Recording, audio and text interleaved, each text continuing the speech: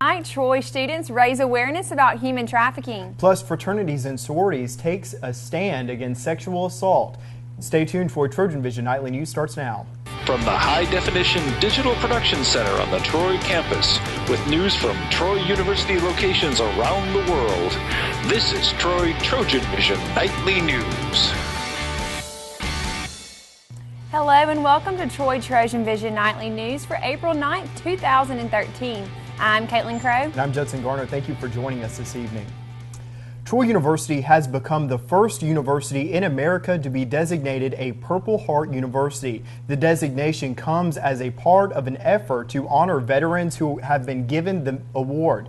The Military Order of the Purple Heart is granted to those service members who have been killed or wounded in battle. Currently, the university enrolls about 7,000 active duty military personnel, National Guard members, reservists, or veterans. University officials formally signed a resolution bestowing the designation on the university in March. And every day, Troy University students are provided copies of the New York Times as part of the university's reading initiative. And tomorrow, students will get the chance to hear from someone responsible for making the paper. Clifford Levy, deputy editor of the Metro section of the New York Times and a two-time Pulitzer Prize winner, will speak to Troy University students at 10 a.m. tomorrow in the Trojan Center Theater. Levy's presentation is a part of Troy's partnership with the New York Times, which supports the university's quality enhancement plan to create a culture of endangered readers. April is Sexual Assault Awareness Month, and one Troy University fraternity and sorority is doing their part to make sure students are more aware about sexual assaults. Omega Psi Phi and Delta Sigma Theta's Defeat and Conquer Week attacks issues within the community. They were in the Trojan Center today giving students tips and facts about sexual assault awareness, and tonight there will be a forum in Patterson Hall about this subject. The person who's speaking knows a lot about this topic, can, I guess, basically relate to the group of young people that are talking to. Just tips for dating when you're going out and you really don't know your date that well. Just things you can do to, not get in that situation. It's things that this is a big issue in our community that should be talked about amongst our peers. Again, the Sexual Assault Awareness Forum will be in Patterson Hall, room 105 at 7:30 p.m. And the Qs and Deltas will have Defeat the Heat Water Wars on the Shackelford Quad tomorrow.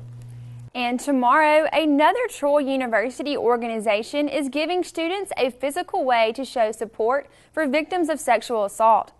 Troy's Sexual Assault and Violence Education Project, or SAVE, will hold their These Hands Don't Hurt event tomorrow. The event allows students to show they are against sexual assault by having the students sign Pledge Against Sexual Assault using their handprint. These Hands Don't Hurt will be on the Bibb Craves Quad from 10 to 2. The SAVE project also wants anyone who has been a victim of sexual violence to know that help is available at the SAVE project offices. To contact the SAVE project, you can call 670-3700.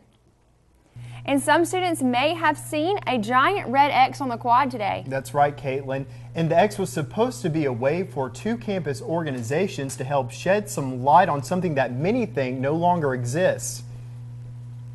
Modern-day slavery is probably not a topic that normally comes up on Troy University's quad, and that's exactly why these students were out Tuesday spreading awareness of the global issue. They're signing the red X, but really that's just a sign of them saying they now know about it. Two anti-slavery campus organizations joined forces to inform students about the reality of modern-day slavery, for example, sex trafficking, that takes place every day within U.S. borders. People already know about modern slavery is bad and it's wrong worldwide in China and Russia and things like that. But I think it hits home when people know that it happens right next door and right in their own backyard.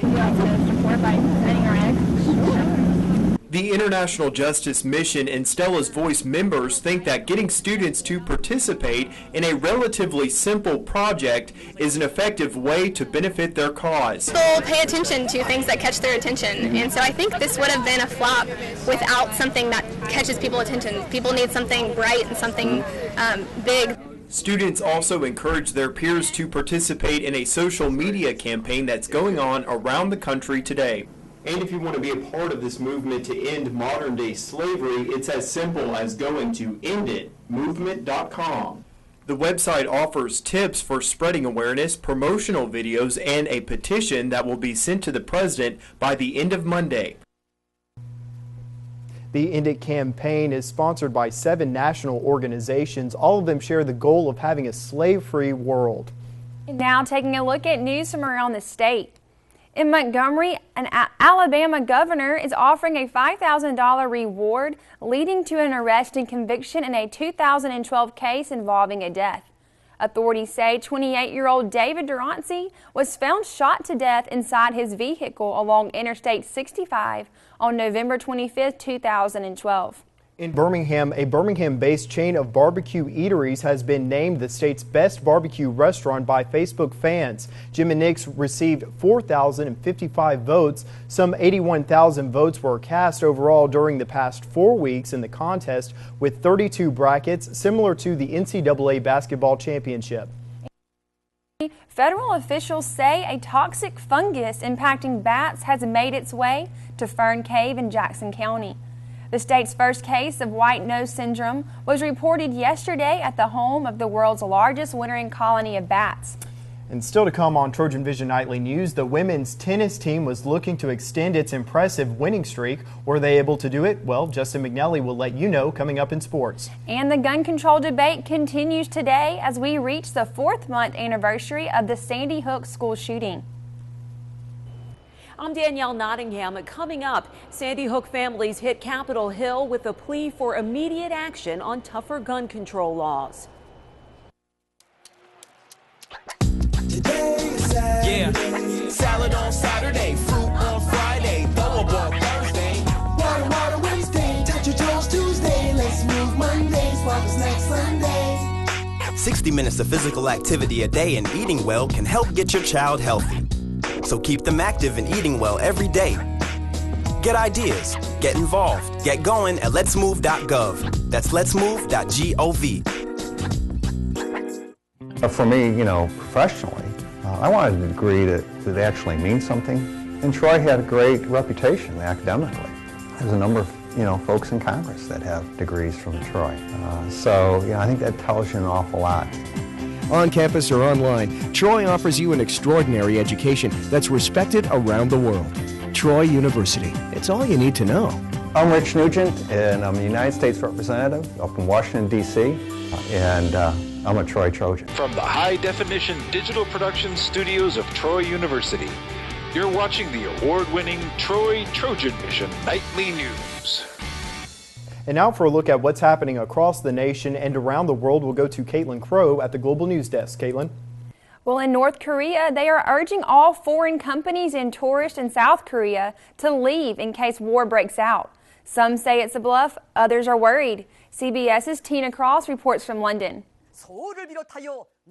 North Korea delivered its latest threat on state television, telling foreigners in South Korea to get out or risk getting caught up in a nuclear war. Everyone is getting tensed. I'm kind of really scared now. The North says it cannot guarantee the safety of foreign diplomats after Wednesday. Analysts in the region say a direct attack on Seoul is very unlikely. South Korean leaders say the only thing the North is launching is psychological warfare. But speculation remains high North Korea may fire a ballistic missile this week. Japan has deployed Patriot missiles around Tokyo and says it will shoot down any incoming missiles. The U.S. has placed advanced missile defense systems at American bases in the Pacific. North Korea has shown no clear sign of preparing its 1.2 million strong army for war. Some observers believe the battle threats are designed in part to boost the image and military credentials of the country's young leader, Kim Jong-un. Tina Kraus, CBS News. And this Sunday will mark 4 months since 20 first graders and 6 staff members were gunned down at Sandy Hook Elementary School in Newtown. Today, some of those families of those killed pressed lawmakers for tougher gun laws. Danielle Nottingham reports from Capitol Hill. Family members of Sandy Hook shooting victims moved through the halls of the Capitol, asking senators to pass tougher gun laws. 24-year-old Jillian Soto lost her big sister Vicky, a first-grade teacher at Sandy Hook. We need senators to be on board, because if they were going through what we're going through, or they saw their child be murdered this way, they would feel very differently. The families will be here through Thursday. One of their first stops was a meeting with Democratic senators from their home state of Connecticut. A couple weeks ago, people said that Connecticut couldn't pass the strongest gun violence law in the nation. But when the Sandy Hook families came to the state capitol in Hartford, things changed. It's shaping up to be a tougher battle here on Capitol Hill. Senate Majority Leader Harry Reid plans to vote Thursday on a gun bill that would include expanded background checks. More than a dozen Republicans have already said they will block a vote on any legislation that infringes on the right to bear arms. The one he had indicated he was going to try to move to, it clearly had no bipartisan support in committee, and that was my view on that. The National Rifle Association has also sent out a special alert asking members to contact their senators and urge them to oppose gun legislation. Jillian Soto wants to see a vote. But I pray that, nobody ever has to feel this feeling that my family's feeling. She says she plans to work day and night making phone calls and writing legislators to get gun restrictions passed. Danielle Nottingham, CBS News, Washington. Robots help doctors perform hundreds of thousands of operations every year in the U.S. It's one of the fastest growing technologies in healthcare, but injuries and deaths from robotic surgeries are on the rise, and federal health officials are taking a closer look. Marley Hall has a story. The Da Vinci robot is popular in operating rooms across the U.S. Surgeons use it for many procedures, including prostate removal, repairing heart valves, and transplanting organs. The more we use it, the more we realize that there are applications throughout the entire body. Now the Food and Drug Administration is investigating a jump in reported problems with the Da Vinci, including 5 deaths that may be linked to it. Nearly 1 out of 4 hospitals in the U.S. now have at least one Da Vinci robot. Each one costs about $1.5 million. Da Vinci's makers, Intuitive Surgical, stand by their robot and say the spike reflects a change in how problems are reported. But surgeon Marty Macri believes the issues are underreported and there's no real proof the technology is superior to human hands. With robotic surgery, you lose that ability to feel the tissue. You can't tell the strength, and you can actually cut something without even feeling it in your hands. Surgeon Michael Stifelman uses the Da Vinci at NYU's Langone Medical Center. He says he loves that the robot allows him to maneuver in tight spaces. I'm allowed to do surgeries that were at one point thought to be too complicated to do laparoscopically and had to be done open. His hospital expects to perform more than 1,200 robotic surgeries this year, compared to 175 in 2008. Marley Hall for CBS News, New York. And that wraps things up from the Global News Desk. To see more stories from across the country and around the world, you can tune in to TrojanVision Global News right after the nightly news. Now back to you, Judson. Thanks a lot, Caitlin. Now Justin McNelly joins us for a look at sports. So Justin, we have a Trojan team in action at home tonight. That's right. The Trojan baseball team will be taking on an old rival in Jacksonville State. Already got the best of them one time this year, but we also had some other Trojan sports that were also in action on campus today, so we'll get to that here in sports. After ending Louisiana Lafayette's 11-game home winning streak, the Trojan baseball team will come back home to Riddle Pace Field to take on the Gamecocks of Jacksonville State tonight. The Trojans will look to sweep the Gamecocks this season as they defeated them 13-5 in Jacksonville back in mid-March.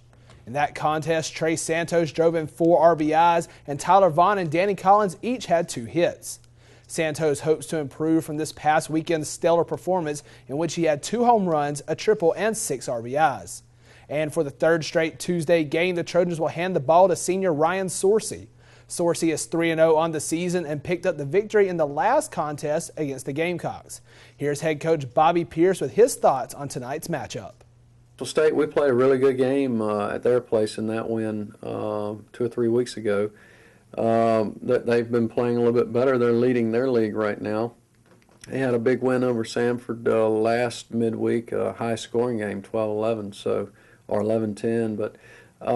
But it's always a challenge. And the Gamecocks will get things underway tonight with the first pitch scheduled for 6 p.m. But the action, however, does not stop this week as the Trojans they will make up a game tomorrow against the Sanford Bulldogs.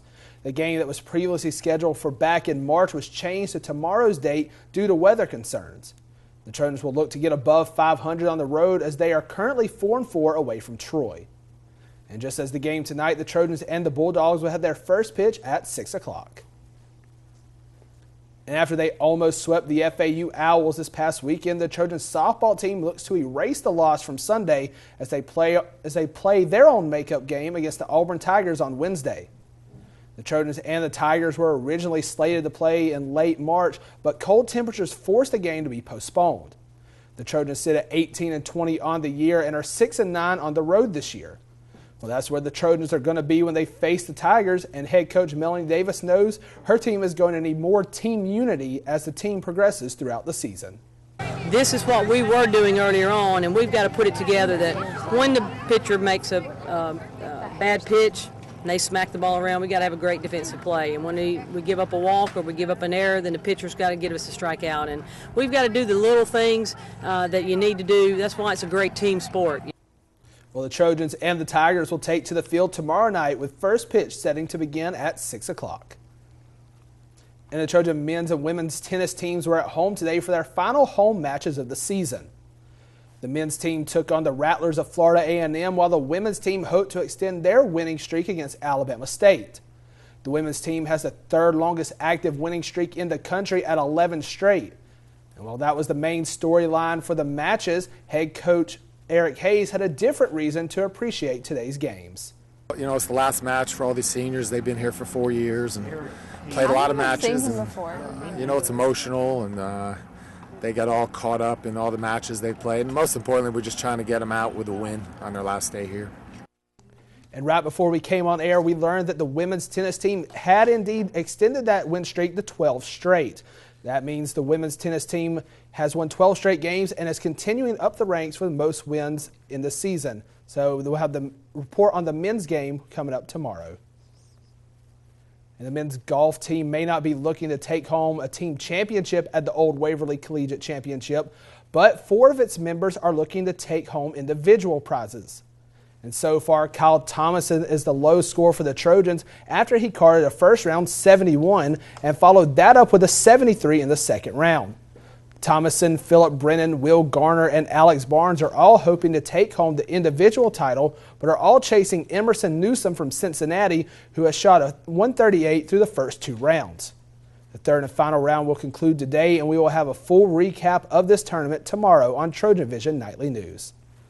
So Judson, Caitlin, the baseball game tonight, maybe the Trojans can go out there and get a win. And congrats to the women's team. That's 12 straight now, looking to improve their season as they head into the Sun Belt Championships. Mm-hmm. And it may not be Troy related, but congratulations go out to the Louisville Cardinals taking home the national championship last night in men's basketball. Yeah, very awesome to hear that.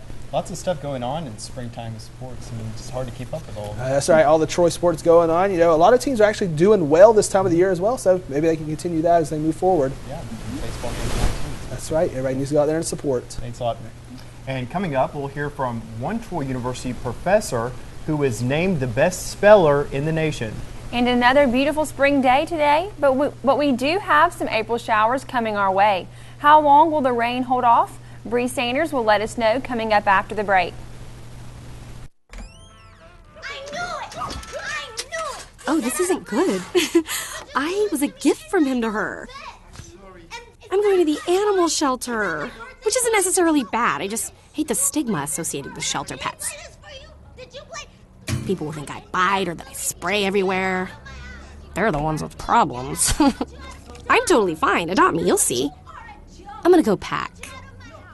I can't even believe you! And she has a mustache!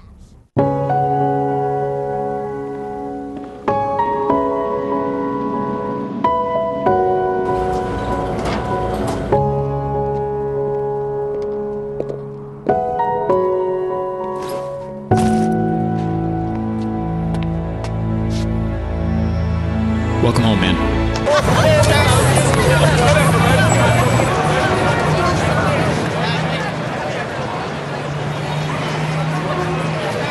from the high-definition digital production studios of Troy University.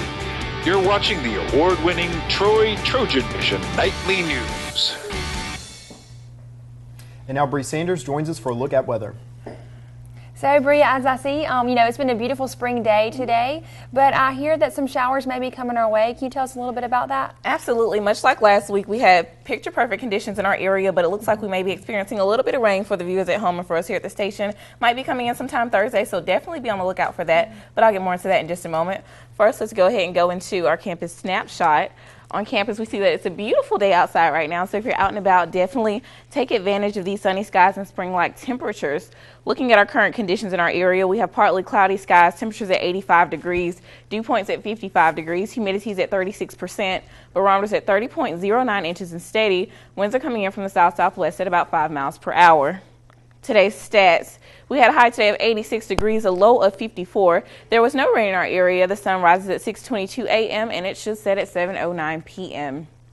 Temperatures around the state. Overall, we're still experiencing warm temperatures in our area. Mobile coming in at 78, Huntsville and Birmingham at 83, Montgomery at 86, Troy at 85, Phoenix City at 84, and Dothan at 87. Temperatures around the southeast on average in our state. We're at about 83 degrees here in the Birmingham area. And as we move throughout the rest of the southeast, those temperatures increase significantly right there into about the mid to upper 80s in South Carolina. They remain constant right there in North Carolina. Around the United States, we see the states are pretty much split. States back towards the northwestern parts have a lot of blue pigment going on, a lot of cooler temperatures still remaining in their area. Current surface map. We have a few stationary fronts moving through the midwestern parts of our states, possibly some snow and some rain conditions going on there as well. Coming back towards the southeast, however, nothing too much to worry about here. A few light winds going on this high pressure system sitting out here in the Atlantic Ocean, bringing in some strong fronts possibly for the rest of the week. Moving into our precipitation forecast over the next 4 to 8 hours, it looks like in our state we may be experiencing about half of an inch to maybe a fourth of an inch of rain, so definitely stay on the lookout for that. Moving into tomorrow, no rain to worry about right now, but however, we do see the severe conditions moving in through the Midwest as well as maybe even certain parts of Mississippi tomorrow, bringing in those stronger rain conditions in our area on Thursday, covering our state as a whole. But on Friday, we see those rain conditions pushed back out towards the rest of the southeastern states, possibly on into the Atlantic, and Saturday, we have a picture-perfect weekend ahead for the southeast. For tonight's forecast, we have partly cloudy skies in our area. Light winds coming in from the southeast at about 6 miles per hour with a low of 57. So tonight will be much like last night. If you're out and about, you shouldn't have to keep a light jacket on hand with you. It should be pretty decent outside. For tomorrow's forecast, we have sunshine and clouds mixed. Light winds coming in from the south-southeast at 11 miles per hour with a high of 86. So tomorrow will be just like today, warm and sunny outside. Those picture-perfect spring-like conditions in the area. Looking at our 4-day forecast, like I said, as we move into tomorrow, we have partly cloudy skies. The high gets to about 86 degrees with a low of 61. On Thursday, the high drops down to about 81 degrees, a 50% chance of showers and thunderstorms in our area with a low of 52. On Friday, that rain pushes back out of our area, but that high drops down to about 75 degrees with partly cloudy skies. Low gets to about 44, and on Saturday, the high gets back up to about 77 degrees with partly skies in our area. So, Caitlin and Judson, we have seen those spring-like temperatures in our area, and I know you asked about the showers, and they're coming Thursday, but they should be back out of our area come Friday and the rest of the weekend. Well, I know I can say I'm loving this 80-degree weather and being kind of warm at night right now. Absolutely, I am too. Yeah, Alabama weather is always so unpredictable because it seemed like we were just getting out of cold weather last week. I mean, we were. I mean, very cold. Now we're in the 80s. And absolutely. It's crazy, but that rain's going to knock us down to have a pleasant feeling weekend, looks like. Yeah. So, all right, well, thanks a lot, Bree. You're welcome.